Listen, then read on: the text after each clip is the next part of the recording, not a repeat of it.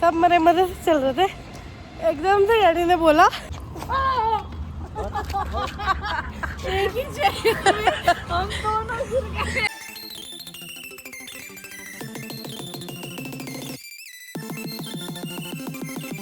Guys, welcome back to the Akranj Empire। और आधे रास्ते से आके आधा नहीं, थोड़ा ही रास्ता है, बिल्कुल 2% रास्ता हुआ है, 2 नहीं 0.5% रास्ता हुआ है। और मैंने डिसाइड करने की व्लॉग बनाएंगे क्योंकि हम जा रहे हैं भाई मैं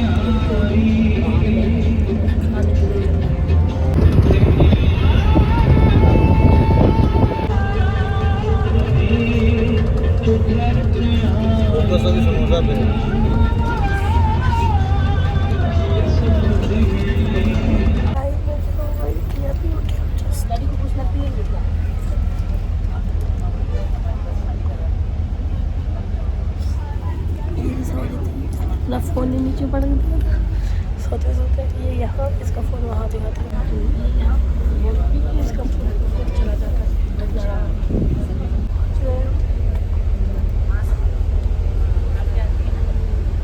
हम लोग पहुँच गए हैं, यहाँ से करेंगे तो दूसरी बस आएगी, वो वहाँ तक पूरा गुरु जी के मंदिर के एरिया में आ गए। अब यहाँ से शटल चलती है ना, उसमें लग जाएंगे।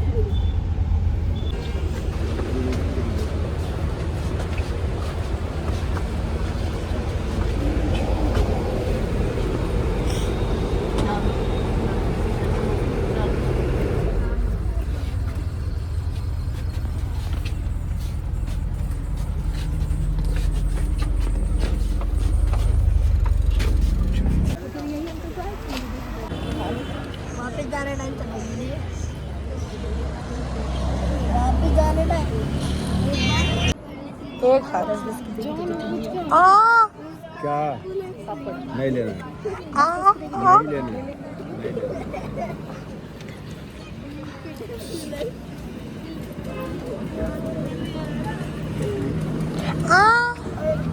अब वो तो मिल्को मैम जी की यहाँ की हड्डी भी थी, डैडी की यहाँ की आखिरी हड्डी है। मम्मा आप दबाना,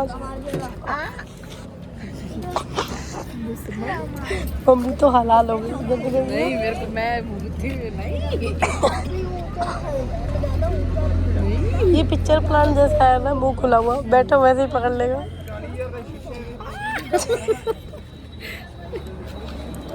ये मैग्नेट की तरह देख, थोड़ा दूर यहाँ आती है देख, वो अपने आप अट्रैक्ट हो रहा है देख।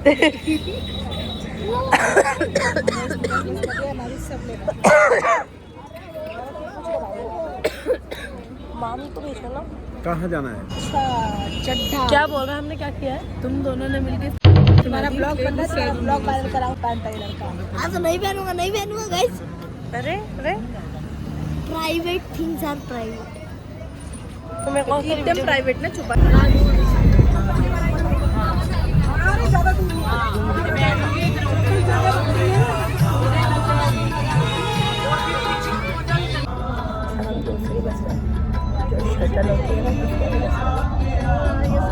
गाइस अब हम लोग शटल से भी उतर चुके थे और गुरुजी के बड़े मंदिर पहुंच चुके थे, तो उधर ही हम लाइन में चल के जा रहे थे। यहाँ से सीधा जाते हैं ना, तो आप अपने जूते चप्पल वगैरह उतार सकते हो, वॉशरूम जा सकते हो, पानी वानी पी सकते हो। मतलब गुरुजी के मंदिर का सिस्टम बहुत अच्छा होता है, बहुत अच्छा। तो बस हम उसी लाइन में चल के जा रहे थे। बहुत ज़्यादा भी रश नहीं था और एज़ यूजुअल बहुत कम लोग भी नहीं थे। बहुत ज़्यादा लोग हमेशा होते हैं उधर, और यहाँ पे हम लाइन में जाके खड़े हो गए थे। अब हमने मस्त हम सब के जूते चप्पल जितने भी थे उन सबको डाल दिया था। जैसे मतलब वहाँ पे ना बहुत सारे काउंटर्स बने होते हैं, तो आपको ऐसे टोकरी मिलती है, उसमें अपनी फैमिली के जूते चप्पल वगैरह भर के आप उन काउंटर्स में जमा कर दो, तो वो आपको एक टोकन नंबर देते हैं। मतलब जैसे नॉर्मल मंदिर गुरुद्वारे वगैरह में होता है वैसा ही था।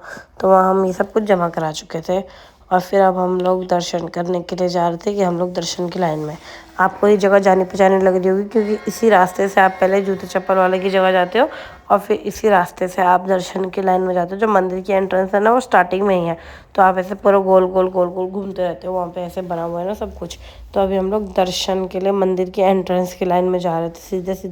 सीधा जाते जाते ना फिर आती है हमारे एकदम नियर बाय। जब हम पहुँच जाते हैं मंदिर के, तो फिर वहाँ चेकिंग वगैरह होती है, फिर चेकिंग वगैरह करके हम लोग फिर अंदर चले जाते हैं। तो अभी हम लोग मंदिर के अंदर जा चुके थे और ये देख रहे हो आप, प्रॉपर सिस्टम से कोई धक्का मुक्की वक्की कुछ नहीं। जैसा भी आप कह सकते हो कि अभी तो भीड़ भाड़ नहीं है ज़्यादा, लेकिन जब भीड़ भाड़ होती भी है ना, जब बहुत भीड़ भाड़ होती है तो भी कभी कोई धक्का मुक्की कुछ नहीं होता। मैंने जैसे पहले भी व्लॉग्स में बता रखा है, मुझे यहाँ का सिस्टम इतना अच्छा लगता है ना। कोई VIP दर्शन नहीं, कुछ नहीं, और सारा कुछ इतने सिस्टमैटिक ढंग से होता है ना। इतना ईजिली हर कोई दर्शन करता है, अपनी विश मांगता है। कोई ऐसे भी नहीं करते कि आपने मत्था टेका तो चलो चलो चलो चलो, ऐसा भी कुछ नहीं है। प्रॉपर उनके दरबार में बिठाया जाता है हर एक इंसान को प्रॉपर तरीके से, और बिना खिलाए तो किसी को नहीं भेजते। आपको प्रॉपर वहाँ पे लंगर प्रसाद मिलता है, आप खाते हो, फिर आप आते हो, सबको सेम ट्रीटमेंट दी जाती है।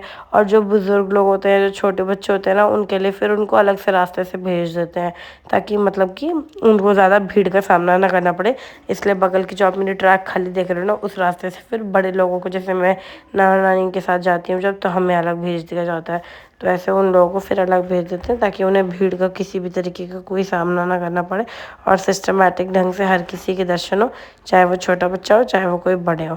अभी हम सारे गुरुजी के मंदिरों में मत्था टेकते हुए, हाथ जोड़ते हुए जा रहे थे। हम सब गए थे बस हरिओम, क्योंकि पठानकोट से दिल्ली नहीं आया तो हरिओम नहीं गया था, और मामा जी भी नहीं जा पाए थे। और अब हमारे दर्शन वगैरह हो गए थे।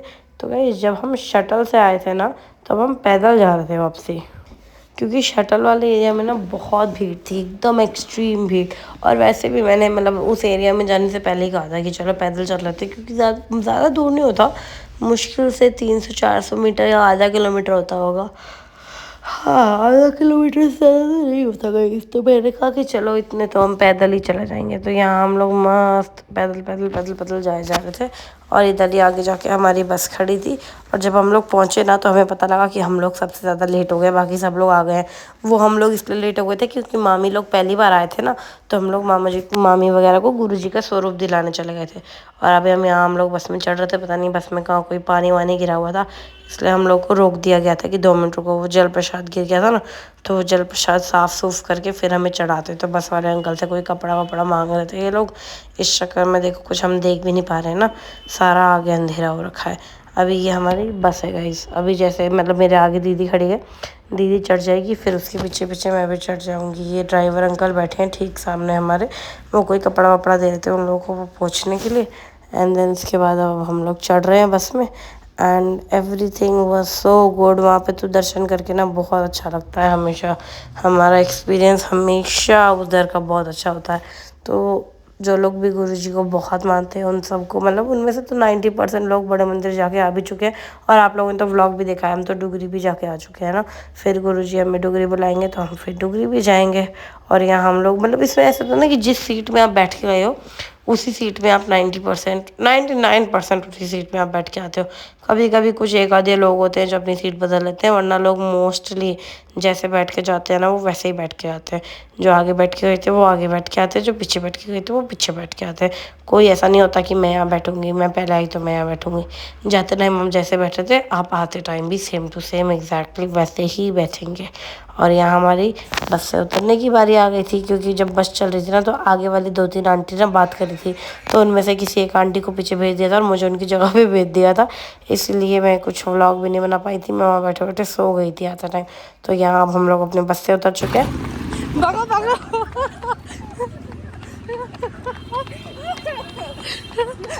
मम्मा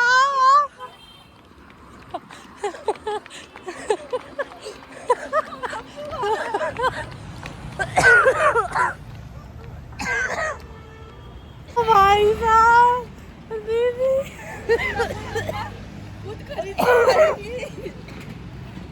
डैडी ने बोला रैंडमली सब मरे मरे से चल रहे थे, ठीक है, एकदम से सॉरी बहुत खांसी होने लगी थी। हाँ तो सब मरे मरे से चल रहे थे, एकदम से डैडी ने बोला मेरे को, इसको अभी भी खांसी हो रही है, मेरे को जो पकड़ेगा उसको मैं गोलगप्पा खिलाऊंगा। मामी, साहिल भैया और गोलू का पता नहीं, हम पांचों, डैडी को लगा किसी ने सिया खेली, मैं लड्डू दीदी मम्मी, हम चारों इतनी स्पीड से भागे उनके पीछे और डैडी ने इतनी जोर से भागना शुरू किया। जबकि गाइस मैं मेरा पैर दिखाती हूँ, हम लोगों ने हील पहन रखी है और ये एक चलती रोड है, इस पे हम फुल स्पीड में भागे हैं, फुल स्पीड में।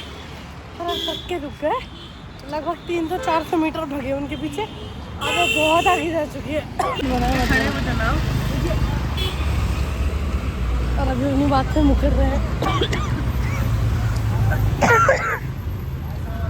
क्या भगवान जी, हमने आपको पकड़ लिया। ये तो मैं खड़ा हूँ। हाँ तो जी नहीं, खड़े रहूंगा या भागूंगा, ऐसी तो डील हुई नहीं थी। ऐसा ही दिल। मामी आप भी भागे थे?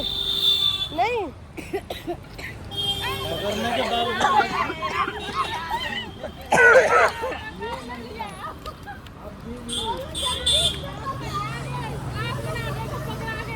हाँ आप डैडी पकड़ा के अभी हमें गोलगप्पे खिलाएंगे।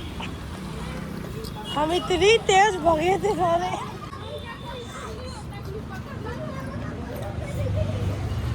क्यों है मेरे पास, इतनी तेज भागे थे हम, इतनी तेज। चुप करके गोलगप्पे खिलाओ अब चल के हमें। और ये मम्मी और डैडी ने ट्विनिंग करी है बिना किसी को बताए, सीक्रेटली ट्विनिंग करते हैं ये लोग। और हम दिल्ली हाट पहुंच गए। अरे पेट्रोल पंप